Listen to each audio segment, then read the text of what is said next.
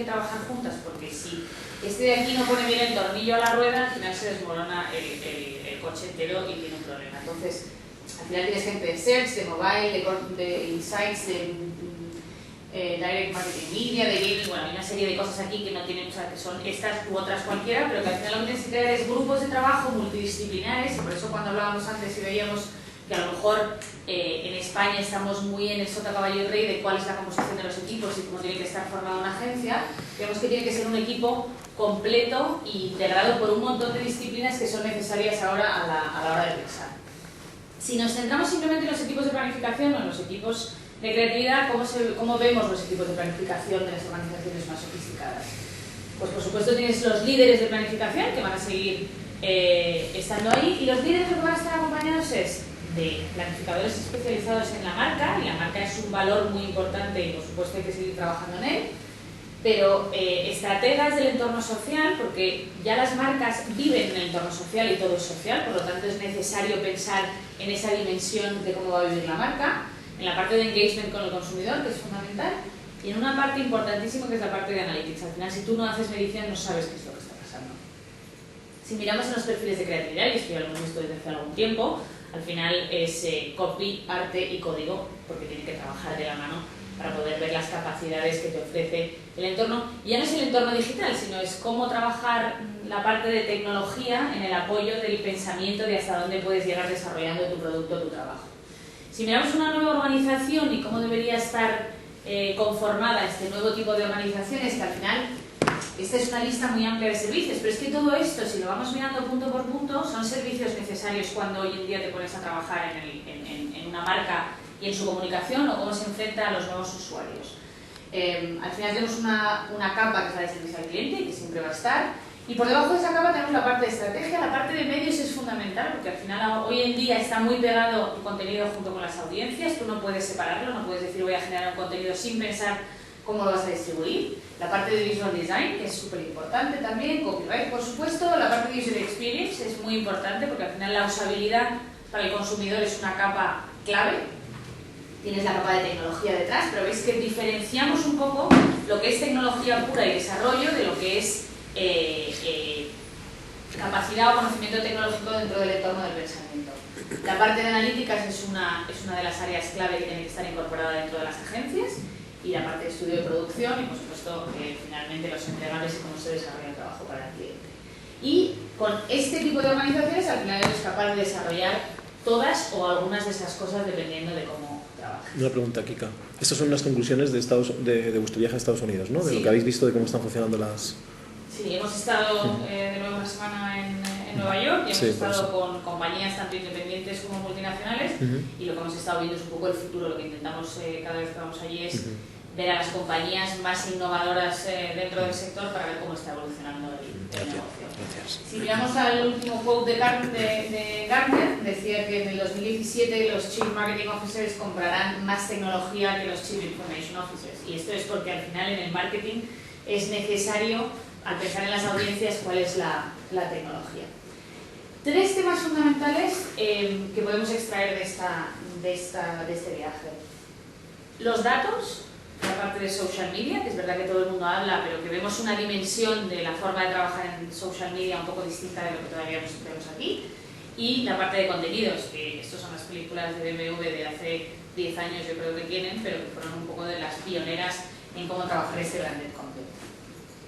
Si pensamos en los datos, al final es este Mad Men meet with Mad Men, porque al final en las organizaciones más sofisticadas están llenas de matemáticos y estadísticos, porque es fundamental analizar el comportamiento del usuario para poder predecir o para poder mejorar tu eficiencia o tu contacto con el consumidor y desde la marca. Si tú no tienes toda esta clase de datos es bastante complicado. Me gustaría invitaros a ver un vídeo que lo explica de manera muy clara.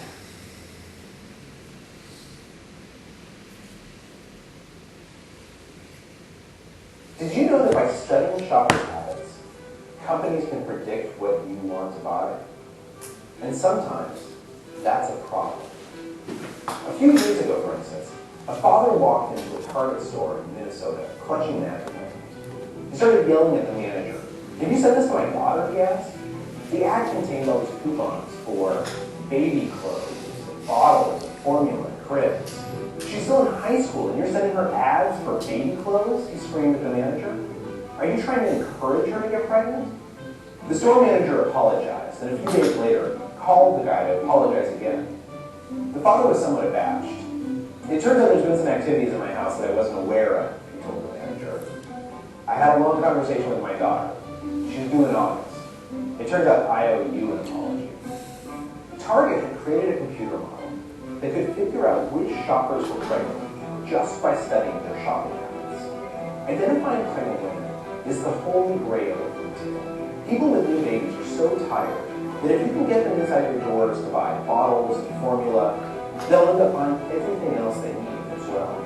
And if a new parent starts shopping at Target, they'll keep coming back for years. So how did Target start marketing to parents before the baby arrived? Lots of people buy lotion, but a Target data analyst noticed that women on Target's baby registry started buying very large quantities of lotion in about their second trimester. Someone else noticed that in about the 20th week, pregnant women started loading up on vitamins.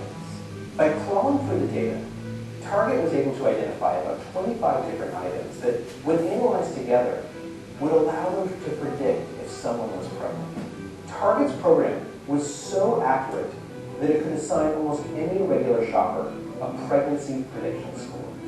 But the problem with all this data, as the father in Minnesota demonstrated, is that Target couldn't let on how much they did. After all, shoppers might get a little bit upset if they received an advertisement making it clear that Target was studying their reproductive plans.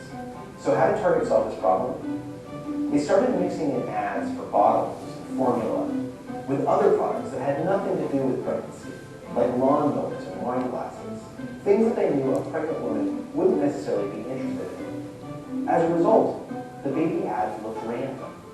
And it worked. Women started using the coupons, and Target's mom and baby sales exploded. The lesson? Habits matter. And we can either choose to shape our habits ourselves, or we can wait till someone else shapes them for us. Yo creo que un claro ejemplo de la importancia actual de los datos, porque al final sin datos no eres capaz ni de predecir, ni de monitorizar un poco ni las ventas, ni qué es lo que se está realizando con tus usuarios o qué es lo que están interesados y por lo tanto es cómo tienes que ir modificando todos esos impactos o audiencias de comunicación que estás gestionando. Si pensamos en socially branded content, y os lo ponemos unificado porque creemos que los contenidos y dónde se explotan estos contenidos no pueden estar... ¿Qué tal, hola? Los contenidos y dónde se comunican estos contenidos no pueden estar separados, al final están íntimamente unidos. Si miramos un poco a la parte de social media y un poco cuáles son sus objetivos y cómo tiene que ser el modelo de trabajo, lo que vemos es verdad en nuestro mercado, y es verdad que los presupuestos todavía no son muy amplios, es que las marcas o los anunciantes están trabajando en social media de manera más táctica, de manera más en un proyecto que está enfocado a redes sociales o en el apoyo a una determinada campaña. Cuando lo miramos aquí, al final, las compañías de social media con las que hemos estado, lo que trabajan es de manera permanente con el cliente, es decir, tú trabajas en tu plan anual y trabajan con un sistema que son horarios principalmente, no trabajan por proyecto, no suelen trabajar por proyecto, y lo que haces es trabajar en tu estrategia, igual que trabajas en tu estrategia global de comunicación, te trabajas en tu estrategia global de comunicación o de producto asociado a cómo vas a amplificar toda esa información dentro de los entornos sociales. Luego, por supuesto, vas a trabajar en los lanzamientos de la estacionalidad, es decir, si tú miras un programa y que tiene vuelta al cole o tiene navidades o tiene cierta estacionalidad, esto mismo tienes que trabajarlo en los entornos sociales y por lo tanto dar continuidad sin necesidad de invertir tanto. Es decir, tú haces una campaña a lo mejor en medios convencionales o en medios pagados y lo que haces al final con las redes sociales es continuar estando en la mente de los usuarios o estando presente o teniendo relación con estos usuarios sin necesidad de invertir en medios pagados a través de las plataformas sociales. Y luego, por supuesto, tienes que trabajar en las campañas tácticas puntuales, ya sea de crisis, ya sea de PR, ya sea de CRM, o sea, ya sea de lo que necesites para conflictos o para servicio al cliente o para lo que tengas que trabajar. Pero lo que entendemos es que se tiene que trabajar en los entornos sociales en otra dimensión, es decir, se tiene que trabajar como parte de toda tu estrategia de comunicación, de tu estrategia de lanzamiento de producto. Al final, el entorno social está dentro, lo queramos o no, existe ahí y están ahí hablan de nosotros y la privacidad ya no existe, con lo cual es necesario tener esto en mente y trabajar de una forma un poco más global dentro de las marcas. Si miramos a la parte de branded content, y cuando miramos cómo se trabaja de manera profesional esta parte de branded content, es verdad que las agencias que saben contar historias pueden generar contenidos. Pero lo que creemos es que cuando vemos a las compañías más sofisticadas especializadas en branded content, lo que tienen es profesionales de perfiles distintos a lo que vemos aquí. Es decir, tienen gente que está acostumbrada a escribir guiones de historias para cine o para televisión o para series. Tenemos perfiles que provienen sobre todo del mundo de la producción audiovisual, de productoras más del entorno televisivo que probablemente. Tenemos otro tipo de perfiles que los que estamos acostumbrados a ver en una agencia creativa habitual, con lo cual es verdad que se pueden hacer contenidos, pero creemos que se necesitan de otros perfiles para generar contenidos de manera recurrente y de manera del nivel en el que se espera que los contenidos sean generados. Cuando tú generas un buen branded content, debería generar ruido por sí solo y debería ganar espacio. Es decir, si lo que creemos es que si no se comparte, no es bueno. Si tú tienes un contenido y al final ese contenido no se comparte con alguien o no tienes la necesidad de compartirlo, es que no te parece lo suficientemente bueno. Por lo tanto, por eso va íntimamente unido el entorno social con el entorno de branded content. Al final tienes que tener muy unido dónde lo vas a distribuir, y en la parte de la distribución el entorno social es fundamental porque ya no solo son los medios pagos. Y cuando hablas de un buen branded content, la verdad es que este branded content debería durar en el tiempo. Algunos ahí dicen que ya no es cuestión de la big idea, es cuestión de la long idea. Al final tú tienes que tener una idea que sea capaz de perdurar en el tiempo y que genere conversación en el medio-largo plazo con las audiencias. Y cuando ves que ese tipo de anunciantes, lo que están haciendo muchos de ellos es ir a estos guionistas y empezar a comprar scripts en blanco, sin necesidad de que su marca esté dentro, pero al final tú ves marcas que se están acercando a determinadas productoras en las que dicen, mira, déjame ver los scripts que llegan a tus manos, quiero estar en el Festival de Sundance este año, porque saben que si dan el salto a ese entorno, al final la incorporación de la marca de una manera sutil, o que la marca al final provea de esos contenidos a los usuarios, les va a resultar provechoso y al final va a trabajar en favor de la marca. La ejecución es muy importante y aquí no se trata de generar contenidos para YouTube, es verdad que se puede generar para ello, pero es importante tener un equilibrio entre la calidad de la ejecución y la calidad de la idea. Es decir, no todo vale y hacer todo por 3 pesetas para generar contenidos es necesario. Tampoco es necesario que sea carísimo, pero sí que tienes que tener un buen equilibrio entre ambas cosas. ¿Y cómo se gestiona esta parte de social y branded content que, como nosotros vemos, está íntimamente unida? Al final, la clave es que cuando trabajas en el contenido tienes que actuar como un medio y no como una marca. Y yo creo que el mejor ejemplo de una compañía que su estrategia fundamental ha sido destinada al branded content y que se ha convertido en un medio en sí mismo es una compañía como Red Bull. O sea, al final, cuántos millones de descargas tuvo Félix cuando el otro día se tiró, y cuando tú miras, al final son canales o son puntos de contacto con el consumidor enfocados en la plataforma que ha decidido Red Bull, pero al final yo creo que es el mejor ejemplo que existe hoy en día. Al final, cuando trabajas en branded content, lo que tienes que contar es historias de personas, no historias de marca, y esto es la diferencia fundamental. En branded content, como empieces hablando de tu marca, no cuela. Entonces, es muy importante que las compañías se centren en contar una historia de personas, porque es lo que a la gente le interesa hoy en día, es la vida de las personas, qué es lo que está pasando, y luego la marca puede estar apoyando o arropando ese contenido, pero no puede estar liderando e intentando contar la historia de su producto. Yo creo que un buen ejemplo, y os voy a dejar el link porque es una campaña relativamente larga, es esta campaña que VS hizo para un exterior, que al final lo que le pidieron es necesitar un exterior para el aeropuerto de Nueva York, y lo que hicieron es coger a un pintor autista que lo que hace es retratar el detalle. Le subieron un helicóptero, lo hicieron volar por Nueva York, que al final lo que hizo es, bueno, conocéis la campaña, que al final lo que cuenta para un banco suizo es la vida de una persona, que es lo que realmente te interesa, y es verdad que lo vincula de alguna forma con VS y el gusto por los detalles, pero que consideramos que eso es un gran ejemplo de una historia contada en una persona. Habla en nombre de las audiencias, ellas hablan primero, es decir, tú tienes que soltar el contenido y las audiencias hablan y tú puedes acompañar luego a la conversación como marca, pero debes necesitar, no puedes imponerles la conversación ni hacer tú ni liderar tú la conversación. Y luego, por último, crear el contenido a la velocidad de las noticias. Si tú estás generando un contenido y mañana sale la noticia de aquella concejala que salió y tú no vinculas tu contenido a esa noticia, estás completamente fuera. Con lo cual el time to market es súper importante. Tienes que estar cuando estábamos justo en Nueva York salió la famosa carpeta de mujeres de Romney, que salió justo en el debate con Obama. Y cuando miras todos los contenidos en plataformas sociales, Twitter, etcétera, era todo o memes de las marcas haciendo, de los usuarios haciendo sobre esa famosa carpeta, pero necesitas estar súper actualizado, con lo cual tu formato de gestión de los contenidos y de producción de contenidos no puede seguir el formato habitual de producción de publicidad. Es decir, no puedes tener un mes, preproducción, no, o sea, tienes que tener la agilidad de vincularte en tu marca a qué es lo que está pasando en el mercado, porque es lo que la gente quiere oír. O sea, cuando recordamos las fotos de Zapatero de sus hijas, al final, si las marcas hubieran sido suficientemente rápidas para estar vinculadas a eso y seguir ese movimiento apoyándolo o no, luego ya depende de la estrategia que quieras seguir, pero eso al final es lo que la gente quiere. La gente lo que quiere es que hables de las personas, hables de las cosas que hay en la calle y no simplemente intentes colar tu mensaje de venta. Y el foco en el objetivo final, al final, cuando generas branded content o cuando generas social media, es construir una red para la marca.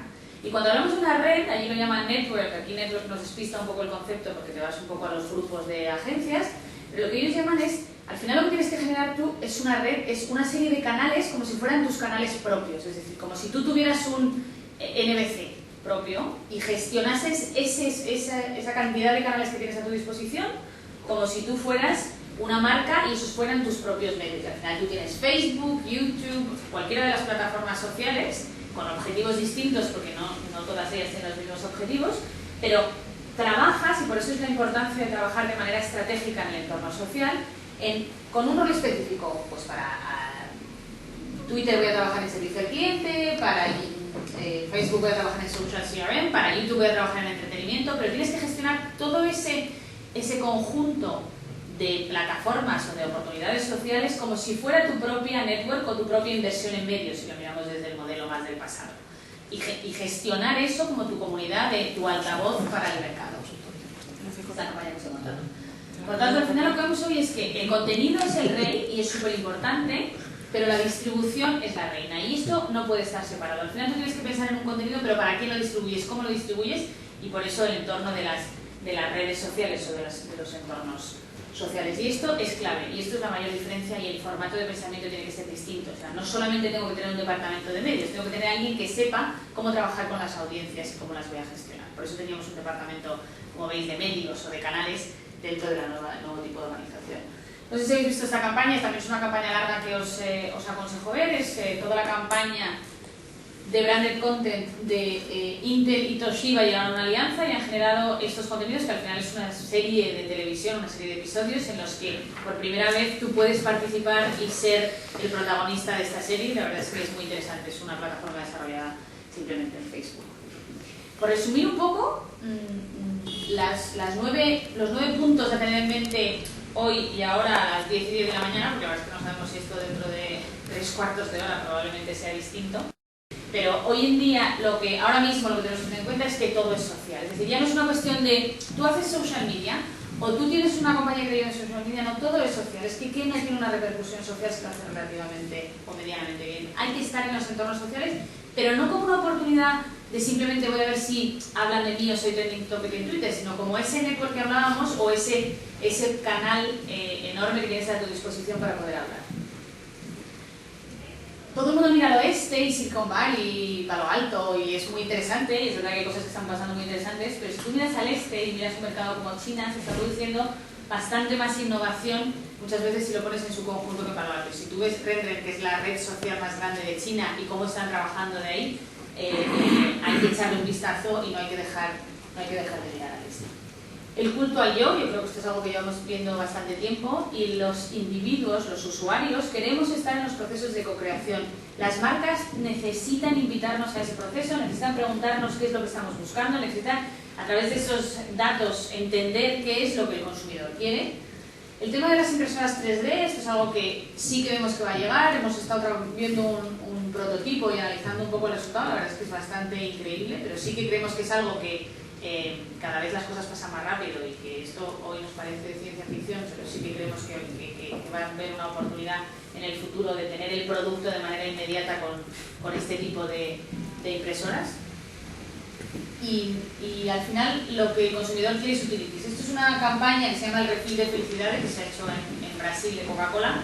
Al final lo que tú te imaginas es que de aquí va a salir Coca-Cola, ¿no? Al final los jóvenes no quieren que les regales productos, está muy bien, pero una Coca-Cola tiene el valor que tiene, pero a ver si se ha terminado. Al final lo que Coca-Cola hacía es darles datos, darles contenidos, darles música, y tú ibas aquí con tu móvil, recargabas de datos, te daban utilities, te daban cosas para que tú pudieras trabajar con ellas o pudieras disfrutar de espacios con ellos, no simplemente una Coca-Cola, que ya no es el objetivo ni es algo que satisface plenamente al consumidor o que genera un engagement con la marca. Los datos son sexys y yo creo que os invitaré en este libro, yo todavía no lo he terminado, pero sí que estoy leyéndolo y al final es Sexy Big Numbers, y yo creo que es una buena publicación de cómo al final es súper importante tener acceso a los datos. Y hoy en día es verdad que ya todo el mundo tiene muchos datos. La cuestión es cómo agregar esos datos, y hemos visto algunas de las operaciones que están desarrollando herramientas muy potentes de cómo hacer esa agregación de datos y cómo luego esos datos son aplicables, porque hoy en día todo el mundo tiene datos, pero cómo unificas esos datos para que al final te den conclusiones sobre las que puedas actuar. Y yo creo que el caso de Target es un caso magnífico de cómo puedes trabajar al final con esos datos.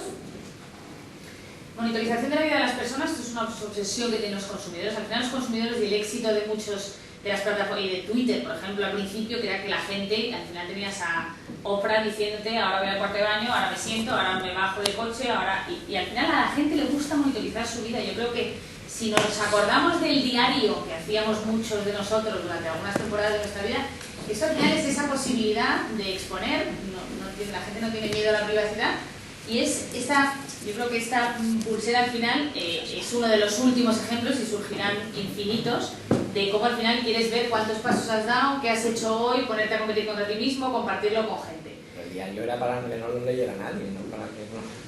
Bueno, hoy en día es el diario, lo que pasa es que lo publicas, porque la gente, yo creo que la privacidad, y Daniel Morel, muy gracioso, nos decía, mira, mi madre vivía en un pueblo de Normandía y sabía perfectamente quién vivía en la casa de al lado, qué había comido porque le veía en el mercado lo que comía, quién le había escrito porque le veía cuando salía el buzón, y ya no era privado. Claro, no nos engañemos hoy.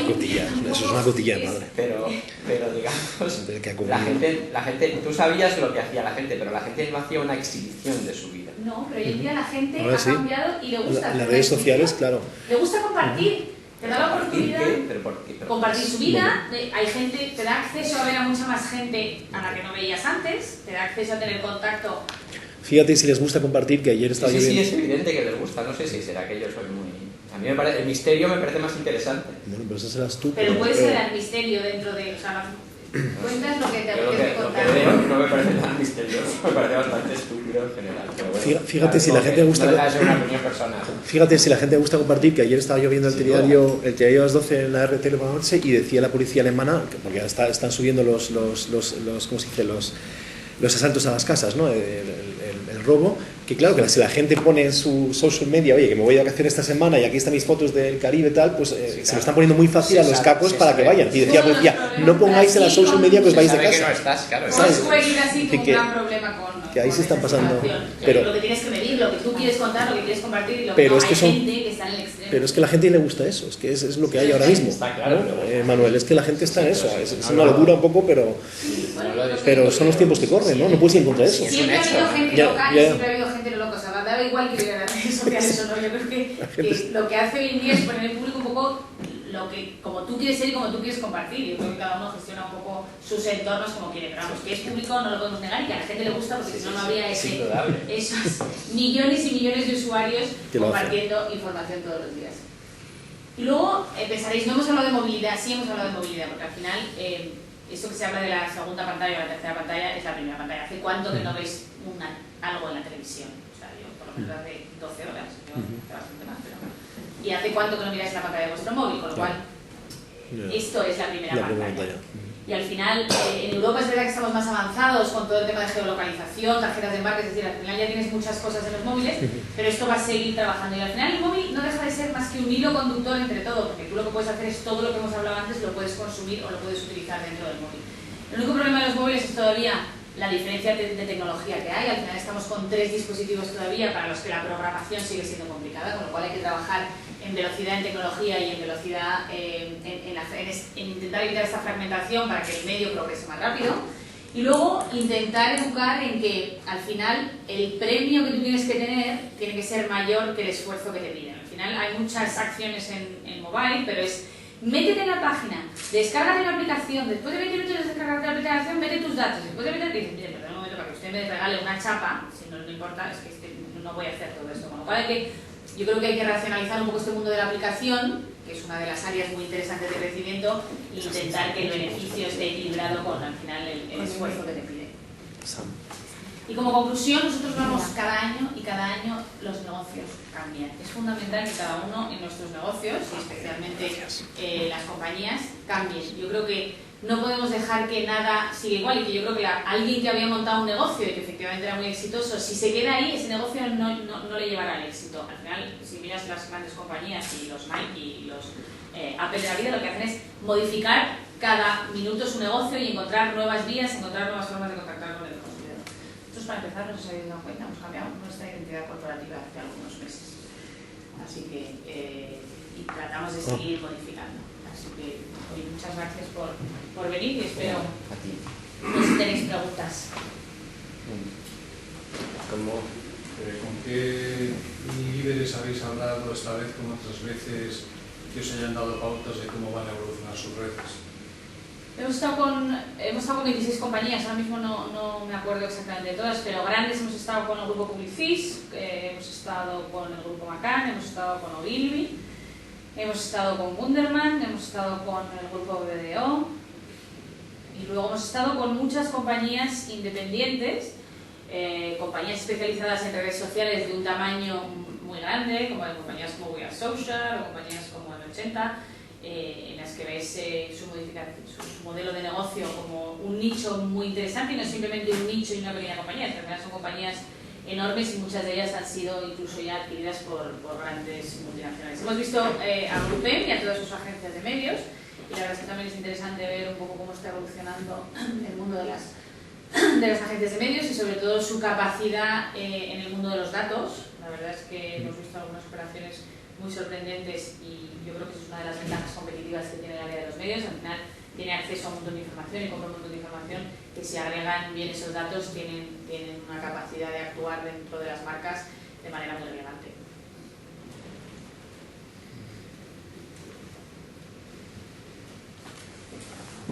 Y que el tema del Big Data es uno de los grandes, ¿no? Es que el otro día fue la DMA, la Direct Marketing Show ahí en Las Vegas. Ayer estaba yo con gente hablando y me decían que eso era un poco una burbuja más. Me decía alguien, dice, Javier, eso es una exageración, esto parece una burbuja, tal. No sé, ¿tú ves también eso? Porque has sacado el libro aquí del tema Big Data, los números Big Data. Hay un poquito de, una vez más, desde Estados Unidos nos están vendiendo un poquito también burbujita y exageración. No, hombre, yo creo que es clave, o sea, si tú miras un vídeo como tal que no lo puedes negar y dices, mira, si yo no quiero mirar los datos, bueno, pues voy a seguir haciendo las cosas de la manera más convencional y cuento un storytelling más o menos bonito, pero no sé ni cómo funciona ni soy capaz de actuar. Otra cosa es que como sea el gran topic del momento, lo magnifiquen, pero yo creo que lo que es necesario es, no hay que inventar muchos más datos. Tenemos muchos ya. Hay muchos datos ya, lo que hay que es conseguir un modelo que sea capaz de agruparlos y que sea capaz de darte soluciones que sean accionables, porque al final los responsables de las marcas o los CEOs de las compañías lo que necesitan es que esos datos sean legibles y te digan algo para que tú puedas actuar.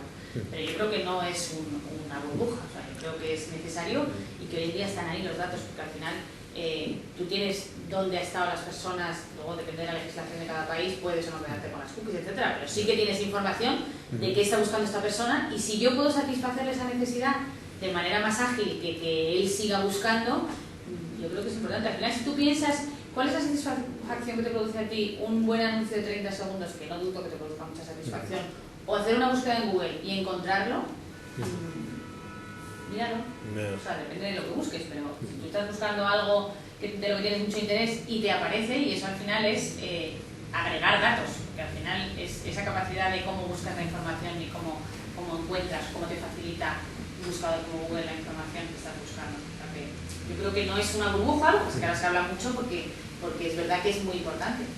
Pero vamos, ¿Y tú lo has notado ahí en tus conversaciones? Sí. Ahí era también es el top. uno de los puntos importantes y en donde se está invirtiendo de manera potente de las organizaciones. Las compañías más innovadoras ya lo tienen dentro. O sea, si piensas en compañías que se crean ayer o que se han creado hace un año, la parte de análisis de datos y de analytics lo tienen incorporado dentro, y esos perfiles de matemáticos y de analistas lo tienen. ¿Y aquí en España, tus clientes de aquí, cómo van con ese tema? Aquí nuestros clientes, bueno, Sí, van bueno, que lo trabajando, conoces. vamos a la velocidad que va, yo creo que Estados Unidos comparado con España. Tampoco estamos en el mejor momento para que los comerciantes inviertan, No. pero yo creo que hacen un esfuerzo por intentar obtener datos más allá de perfiles sociodemográficos de consumo o de puntos de contacto de consumo. Pero es verdad que yo creo que el mercado tiene que ofrecer este tipo de herramientas, no son herramientas baratas, tienes que hacer una inversión tanto de tus sistemas actuales de CRMs o de CRMs que tengas para trasladarlos al entorno de social de CRM y tener toda esa información, pero hay compañías sólidas en España que están trabajando en el desarrollo de programas para grandes marcas. No es un tema que no esté pasando en España. ¿Y tienes la huella digital ahí está funcionando? Aquí a principios del 2013, como sabéis vosotros además, lo van a imponer como Kantar. No sabemos si eso está produciéndose también en Estados Unidos, incluso sea más fácil por el cable y porque están más digitalizados. No, la verdad es que no es un tema que hayamos creado. Sí que ves como países como Turquía, que en el entorno digital se están obligando a que todas sus compañías, por ejemplo, estén digitalizadas, y cualquier compañía que abra tenga un espejo en el entorno digital, por ejemplo, con lo cual Turquía es un mercado que está creciendo de manera importante. Pero en concreto de ese tema no, al final no es un tema que hemos cubierto. Has hablado mucho de contenido de marca, ¿no? Parece que es, bueno, que también es un tema, es lo que dice Javier, lo mismo que lo de los datos, parece que es un tema de moda. ¿Y hasta qué punto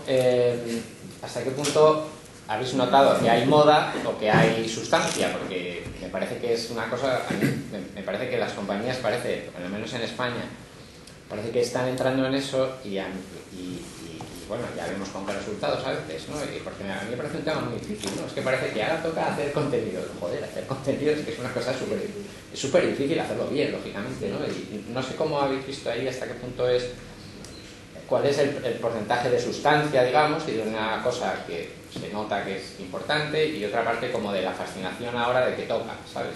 No, yo creo que de hecho lo vemos menos de que toca que aquí. O sea, yo creo que está... lo comentamos en esta presentación porque sí que nos parece un punto importante y diferencial, pero allí está integrado. Es verdad que hicimos una parte de seminario solamente centrado en branded content, pero yo creo que las marcas lo tienen integrado perfectamente, es decir, sabemos qué es lo que queremos hacer. Al final lo que queremos es conectar con los usuarios. Los usuarios lo que les interesa son contenidos de calidad, o sea, no hay mucho más que profundizar en eso. Y existen nuevos tipos de compañías o nuevas oportunidades con nuevos perfiles de personas que vienen más del mundo de la producción audiovisual o de la producción de contenidos como los entendemos hoy en día, que hoy en día están acercándose a la industria de la comunicación y a las marcas para que trabajemos de la mano, también por la fragmentación de medios, porque está pasando en los medios comprados. O sea, es lógico que esa industria al final se acerque a esta, porque es donde estamos en relación con las marcas, y como ya no se trata de intermediar en espacios, al final tienes que acercarte. Pero no lo vemos como un elemento de moda, lo vemos como un elemento natural que está ocurriendo allí. Y no es el hecho de me voy a asociar con una determinada plataforma y voy a explotar los contenidos de esa manera, no. Se ve más como tengo posibilidades de contar las historias de manera distintas y de generar la comunicación como hoy en día se entendía por el consumidor y como el usuario quiere consumir, no tanto como una necesidad de hacer branded content, porque sí, todas las claro. marcas. Es que ayer leía una cosa que me pareció bastante acertada, era un artículo que venía en el GQ y estaba bien, y citaba a Ellison, al jefe de Hora, que decía que en la industria tecnológica la moda cambia más que la industria de la moda, y es verdad, o sea, cada 20 días hay una parida nueva. Pues a veces es difícil. Claro, como observador, bueno, pues te puedes equivocar, tampoco tiene una relativa importancia, pero para las compañías sí es importante equivocarse con, digamos, las apuestas que hacen, ¿no? Sí, a veces es lo que antes también decía Javier, que a veces es complicado distinguir entre qué es lo que hay, tiene sustancia y que no, ¿no? Sí, yo creo que no, o sea, no está tratado, y no lo hemos visto tratado como un fenómeno de moda y como el gran vocablo que todo el mundo tiene que decir, no. Lo hemos visto como una oportunidad que existe ahí de generar engagement con el consumidor de manera... El otro día lo de Red Bull, lo que decíamos antes de Red Bull, ¿no? es verdad, increíble, millones de personas viendo todos ahí el salto, el domingo tal, y luego dimos el otro día informe, al menos en mi medio, y el informe decía que no había vendido más latas, es decir, que tanta historia y tanto tal, y eso da pena, es decir, que dices, joder, por fin esta gente se ha volcado, han hecho algo que no sale el producto, porque el tío por suerte no tenía la lata en la mano ni tomaba nada cuando se tiró, ya le faltaría más, pero tenía el logotipo ahí por todas partes, ¿no? Pero luego no han vendido más, un informe que hemos dado, no sé, ya no me acuerdo de dónde veníamos. Eso unido a que si se hubiera matado, se hubiera quedado unido con la mano. Que ya han muerto 2 ya, pero en otros deportes extremos de esta gente. Imagínate Coca-Cola, si hubiese Coca-Cola, que le ganó Varios. por la derecha o por la izquierda, pero seguramente pensó, ¿y si se mata? La marca de la felicidad puede estar unida en una catástrofe. Muerte, ¿no? La Red Bull lo tengo más asumido, pero había un riesgo tan alto que no sé, le ha salido muy bien, aunque no haya vendido latas, en cuanto a la calidad. Bueno, no haya vendido latas no, ese sí que es uno de los grandes temas, es decir, el tema de la medición en el contenido, o sea, cuál es el retorno del branded content en ventas. Y esto es una asignatura pendiente, lo saben, porque al final no existe una herramienta de medición, no es tan sencillo medirlo. Entonces, eso sí que es algo de los que está pendiente. Que no haya vendido más latas o no, al final... Hombre, están para eso, esta gente vende esa vida, ¿no? Sí, es decir, que es su negocio, pero bueno. Y ayuda a construir esa plataforma o esa network que habíamos dicho de cómo genera su propio medio Red Bull. Los extremos llevado al extremo más absoluto. Eso sí, aparte han invertido, creo que son 50 millones lo que circula y habrán sacado de 100 por ahí 100 millones, el doble, ¿no? Porque es verdad. ¿Es de Red Bull eso? ¿Perdón? Que todo el mundo habla de tío de Red Bull de tira, o sea, nadie tiene ninguna duda, no es uno que se ha tirado que es un loco, no es un tío de Red Bull. Que lo ha preparado. También que Félix llevaba, pero nadie se percató de ello. Sí, porque no se trata de sponsorizar y poner como en Fórmula 1 250 logos, sino, o sea, es un tío que lo ha subvencionado. Ahora dice Richard Branson que se quiere tirar desde 120 kilómetros. El tío ya le ha dicho, digo, 120.000, el tío ya le ha dicho que está loco, ¿no? Ese también es el que quiere siempre subir el récord, ¿no? Que también tiene su marca detrás, ¿no? Virgin Airlines, Virgin no sé qué. En fin, que están ahora todos con la locura de tirarse más alto que el otro. Por cierto, Red Bull vendía gente con la Fórmula 1.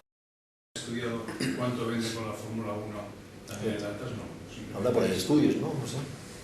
No, pero al final yo creo que su estrategia, o sea, más allá de vincularlo a ventas, que es difícil, es cuánto más vende el Santander por sponsorizar el equipo de Fórmula 1. No lo sé, pero está claro que en su día se habló de que había pagado 150 millones de euros y le está reportando su objetivo, que era al final tener esa huella internacional. El deporte más internacional que existe es la Fórmula 1, porque al final gira por el mundo y se ve en todas partes y es universal. Entonces, ¿cuánto directamente está relacionado con la colocación de dinero por parte del banco con la captación de fondos? Pues no lo sé, pero al final a veces tienes objetivos por encima de esos, que luego cuando vas trabajando te lleva objetivos en los que tu posición en un determinado mercado es mejor, pero o sea, yo creo que no lo puedes aislar y decir cuánto te da de retorno. Pero indudablemente el branded content, el sponsorship, o sea, hay una serie de herramientas nuevas o formas de utilizar esas herramientas más innovadoras que funcionan para determinados objetivos. Bueno, pues muchísimas gracias por venir y tu café.